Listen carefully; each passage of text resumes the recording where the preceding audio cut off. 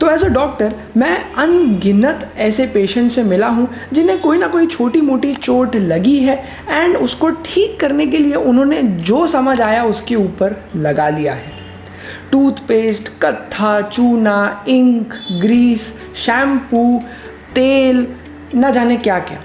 And जब मैं ऐसे मरीज़ों को देखता हूँ तो उनके जो घाव है, जो वूंड है, उसकी ख़राब हालत देख के मुझे दुख तो होता है एंड उससे ज़्यादा मैं ये विश करता हूँ कि काश उन्हें किसी ने बताया होता कि बेसिक वूंड केयर क्या होता है। तो आज की इस वीडियो में हम समझेंगे कि अगर आपको घर पे कोई चोट लग जाए या काम करते समय किसी भी किस्म का छोटा घाव बन जाए, सपोज़ आप ऑपरेशन से घर वापस आए हैं, टाँके अभी तक निकले नहीं हैं, तो ऐसे वूंड्स को कैसे मैनेज किया जाए। तो बेसिकली कुछ टिप्स, कुछ बेसिक गाइडलाइंस जो कि आप ध्यान में रख सकते हैं जिससे आपके घाव खराब नहीं होंगे, इन्फेक्ट नहीं होंगे एंड आप समय रहते हॉस्पिटल पहुंच जाएंगे बिना किसी कॉम्प्लिकेशन के। Tip number 1 is to maintain cleanliness. जब भी आप कोई ओपन वूंड देखें अपने शरीर पे, एंड ओपन ही नहीं, अगर उसके ऊपर टाँके भी क्यों ना लगे हों, क्लीनलीनेस मेंटेन करना ये आपकी सबसे इम्पॉर्टेंट जिम्मेदारी है। क्लीनलीनेस मेंटेन करने के लिए सबसे सिंपल तरीका है कि कोई नॉर्मल साबुन से, पानी से उसको वॉश करना एंड उसके बाद में उस जगह को ड्राई कर देना। इससे ज़्यादा कुछ भी कॉम्प्लिकेटेड करने की ज़रूरत नहीं है। अगर आप घर पे ही ड्रेसिंग करने वाले हैं या करना चाहते हैं तो आपको स्टेराइल ग्लव्स ले लेने चाहिए। स्टेराइल ग्लव्स किसी भी मेडिकल स्टोर में मिलते हैं एंड वो उनमें कोई भी बैक्टीरिया नहीं होता है। तो जब आप खोल रहे हैं एंड उनमें अपना हाथ डाल रहे हैं तो आप पहले व्यक्ति होते हैं जो उन्हें छू रहे हैं। तो आप ये इंश्योर कर सकते हैं कि ये ग्लव्स से अगर मैं अपने घाव की ड्रेसिंग करूँगा तो उसमें कोई भी इन्फेक्शन आपके हाथों के द्वारा ट्रांसफ़र नहीं होगा। डिस्क्रिप्शन बॉक्स में आपको इनमें से कई चीज़ों की लिंक मिल जाएगी, आप डायरेक्टली उन लिंक्स पे क्लिक करके चीज़ें ऑर्डर भी कर सकते हैं। Third advice is to control bleeding. तो जब भी कोई कट या कोई घाव आता है तो लोग अक्सर ब्लड देख के डर जाते हैं। आपको डरने की ज़रूरत नहीं है। 99% घाव में से ब्लीडिंग अपने आप ही रुक जाएगी। आपको थोड़ा पेशेंस, थोड़ा समय देना होता है।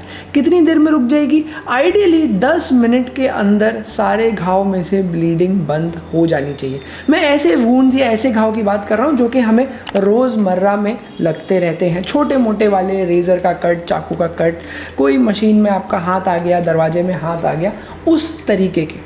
अगर कोई बहुत ही डीप कट है, रोड ट्रैफिक एक्सीडेंट है, किसी ने चाकू ही मार दिया है, तो 10 मिनट में वो बंद नहीं होगा। बट जनरली जो छोटे मोटे घाव हैं वो 10 मिनट के अंदर बंद हो जाते हैं। आइडियली 3 to 5 मिनट्स का ही समय लगता है किसी भी ब्लीडिंग को बंद होने के लिए। एंड आप अगर उसके ऊपर प्रेशर दे के रखें अपने दूसरे हाथ से, उंगली से या किसी क्लीन कपड़े से, तो उसकी ब्लीडिंग जल्दी बंद हो सकती है।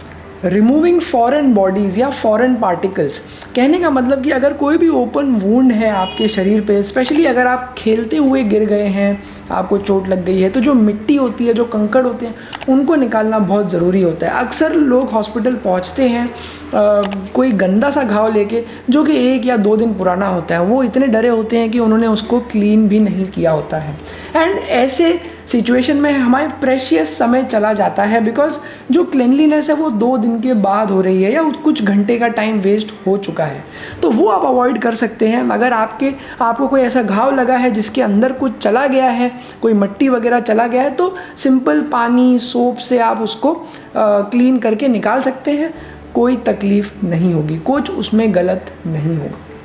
अगर आप सोच रहे हैं कि क्लीन करने के लिए कौन सी चीज़ यूज़ करनी चाहिए, तो सोप, वाटर, डेटॉल, सेवलॉन जैसी इजीली अवेलेबल चीज़ें यूज़ करी जा सकती हैं।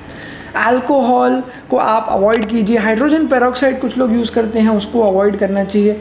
बीटाडीन आप जनरली यूज़ कर सकते हैं, बट सोप एंड वाटर जितना सिंपल नहीं है, क्योंकि कुछ जगह होती हैं जैसे आँख वगैरह में बीटाडीन को नहीं जाना चाहिए, तो वो हानिकारक हो सकता है। कुछ लोग स्पिरिट या आफ्टर शेव यूज़ करने की कोशिश करते हैं। अगेन ये सब चीज़ें तभी यूज़ करनी चाहिए अगर आपको इन सब चीज़ों का थोड़ा नॉलेज है, आप नर्स हैं, आपके एरिया में कोई नर्स है, तो आप उनकी गाइडेंस में कर सकते हैं। वरना बॉडी में ओपन वूंड में अगर आप स्पिरिट, अल्कोहल वगैरह डालेंगे तो जनरली कुछ बुरा नहीं होगा, but there are some specific situations जहाँ पे कि आप अगर स्पिरिट या अल्कोहल यूज़ करते हैं तो आपको काफ़ी जलन होगी, काफ़ी पेन होगा एंड टिश्यूज़ को डैमेज भी हो सकता है। तो सबसे सेफेस्ट ऑप्शन है किसी भी घाव को क्लीन करने के लिए सिंपल सोप एंड वाटर या सैवलॉन या डेटॉल जैसी चीज़ें। Next step is to change your dressing regularly. तो मैं ऐसे बहुत सारे मरीजों से मिलता हूँ जो कि ऑपरेट करा लेते हैं, फिर वो छुट्टी लेके घर चले जाते हैं, उन्हें लगता है लेज़र से ऑपरेशन हुआ है तो अब सब कुछ अपने आप ही ठीक हो जाएगा, उन्हें ना पट्टी चेंज कराने की ज़रूरत है ना अपने घाव को कभी खोल के देखने की ज़रूरत है। बट द रियलिटी इज़ कि ड्रेसिंग को रेगुलरली चेंज करते रहना चाहिए। अब डिपेंड करता है कि कितना बड़ा घाव है, किस किस्म का वुंड है, तो ड्रेसिंग आपकी दिन में 2 बार भी चेंज हो सकती है, दिन में 1 बार भी हो सकती है या 2 या 3 दिन में 1 बार भी हो सकती है। सो दैट डिपेंड्स कि आपके डॉक्टर ने क्या डिसाइड किया है एंड वो किस किस्म का घाव है। बट द पॉइंट इज़ कि ऐसी कोई ड्रेसिंग नहीं है जिनको 12 दिन 14 दिन 15 दिन तक रखा जाए। एटलीस्ट 2 दिन में 1 बार तो आपकी ड्रेसिंग चेंज होते रहनी चाहिए, बिकॉज बॉडी से बहुत सारे सिक्रीशंस निकलते हैं, पसीना आता है एंड वो जगह मॉइस्ट हो जाती है, वहाँ पे इन्फेक्शन होने के चांसेस बढ़ जाते हैं। तो रेगुलरली ड्रेसिंग चेंज करना बहुत ज़रूरी हो जाता है। कीपिंग द वुंड ड्राई, अब ये बहुत ज़रूरी है बिकॉज जो ड्राई वूंड रहता है, जो घाव जहाँ पे हवा लगती है, जो ड्राई रहता है, वहाँ पे बैक्टीरिया की ग्रोथ कम हो पाती है। इसका ऑपोजिट है घाव को गीला रखना एंड मॉइस्चर जो है वो बैक्टीरिया के ग्रोथ को इनकरेज करता है। हालांकि इसका मतलब ये नहीं है कि आप डर जाएं, बिकॉज बहुत सारे पेशेंट्स आते हैं जो कि डरते हैं कि अगर ज़रा भी पानी लग गया तो बस अब उनके घाव ख़राब ही हो जाएंगे, अब उनकी पूरी सर्जरी फेल ही हो जाएगी। तो उतना डरने की भी ज़रूरत नहीं है। अगर किसी कारणवश आपकी ड्रेसिंग निकल गई है, आपके पास कुछ नहीं है उसको कवर करने के लिए, तो आप अपने घाव को, जैसा कि हमने डिस्कस किया है, क्लीन कर सकते हैं। उसके बाद में उसको ड्राई करके ओपन रख सकते हैं एंड थोड़ी देर में आप हॉस्पिटल जाके नई ड्रेसिंग करवा सकते हैं। पेन मैनेजमेंट की बात कर लेते हैं। तो घाव जो होता है वो आपको पेन कॉज करता है। लोग जनरली पेन कम करने के लिए अनाप शनाप लेवल ऑफ पेन किलर दवाइयाँ खाने लगते हैं। आइडियली स्पीकिंग आपको दिन में 2 या 3 बार से ज़्यादा पेन किलर दवाई खाने की ज़रूरत नहीं पड़नी चाहिए, एंड वो भी इनिशियली 2 या 3 दिन। उसके बाद पेन किलर की ज़रूरत कम होते जानी चाहिए। अगर आप अपना वूंड या अपना घाव खुद ही मैनेज कर रहे हैं अपने आप, तो आप ये चीज़ को ध्यान में रखिए। इन्फेक्शंस के बारे में जानना बहुत ज़रूरी है and to be specific, infected wound कैसा दिखता है, उसके साइंस क्या होते हैं, ये पहचानना काफ़ी ज़रूरी है अगर आप अपने घाव का, अपने वूंड का खुद ही ख्याल रख रहे हैं। तो साइंस ऑफ इन्फेक्शन में होता है वो घाव के अराउंड अगर रेडनेस आ रही है, अगर उसका टेम्परेचर बढ़ गया है, अगर वहाँ पे स्वेलिंग आ रही है, वो फूला फूला लग रहा है पहले से, अगर वहाँ से कोई पानी जैसा या कोई पस जैसा मटेरियल लिक्विड बाहर आ रहा है, अगर मरीज़ को फीवर आने लगा है, तो ये सारे जो साइंस हैं ये एक डिटीरियोरेटिंग या ख़राब होते हुए वूंड के होते हैं। तो अगर आपको ये दिखाई दे तो आपको समय नहीं वेस्ट करना चाहिए, आपको टाइम पे डॉक्टर के पास पहुँच जाना चाहिए। टाँके कब निकाले जाएं, ये भी एक बहुत कॉमन क्वेश्चन होता है and the answer is generally around 2 weeks या विद इन 2 वीक्स। तो 2 हफ्ते से ज़्यादा जनरली बॉडी पे कोई भी स्टिचेस नहीं रहने चाहिए। द रीज़न इज़ कि अगर ज़्यादा समय तक स्टिचेस रह जाते हैं तो उनके अगेंस्ट बॉडी का फ़ौरन बॉडी रिएक्शन होता है, एक तरीके से उसके अराउंड टिश्यू ग्रो होने लगता है एंड फिर वो जो स्टिचेस हैं वो स्किन के अंदर ही बरी हो जाते हैं, वो अंदर गड़ जाते हैं, फिर उनको निकालना और ज़्यादा कॉम्प्लिकेटेड हो जाता है एंड उनसे एसोसिएटेड इन्फेक्शन एंड और बाकी सारी कॉम्प्लिकेशंस शुरू हो जाती हैं।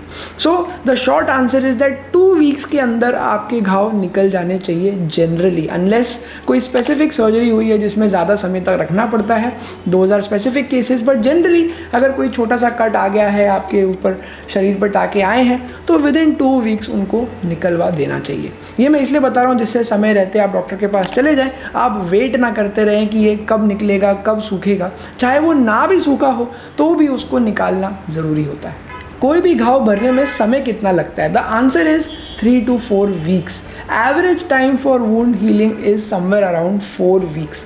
तो कोई भी घाव आपके शरीर में हो, चाहे ऑपरेशन हुआ हो या आप बस साइकिल से गिर गए हों, सब कुछ नॉर्मलाइज होने में, आपको भूल जाने में कि आपको कोई चोट लगी थी, लगभग 4 हफ्ते का समय जाएगा। टेटनस का इंजेक्शन लेना काफ़ी ज़रूरी होता है। अगर आपको कोई चीज़ से चोट लग जाए, उसमें मिट्टी चली जाए या कोई मेटालिक चीज़ है जिस पे जंग वगैरह लगी थी, काफ़ी पुरानी है, तो टेटनस का इंजेक्शन ले लेना चाहिए। लोग अक्सर सोचते हैं कि टेटनस लिया जाए नहीं लिया जाए, क्या उसके फ़ायदे नुकसान हैं। ऑनेस्टली इतना कॉम्प्लिकेटेड नहीं है। अगर आपको चोट लग गई है तो आप टेटनस का इंजेक्शन ले सकते हैं बिना किसी मेजर साइड इफ़ेक्ट्स के।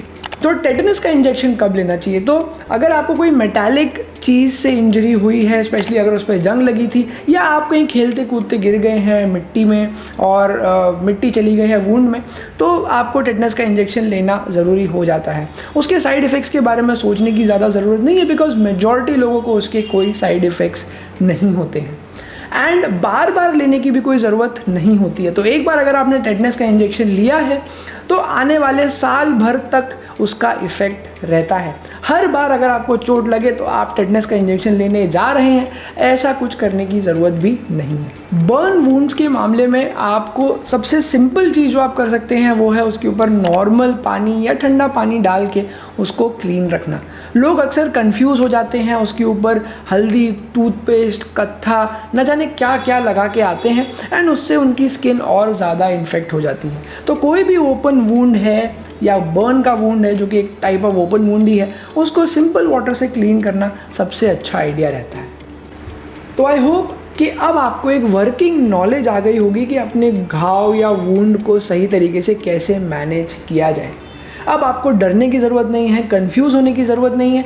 जो भी मैंने टिप्स बताई हैं उनको फॉलो कीजिए एंड समय रहते अपने डॉक्टर के पास चले जाइए, तो आपके सारे घाव अच्छे से भर जाएंगे। शरीर के घाव, मन के घाव नहीं।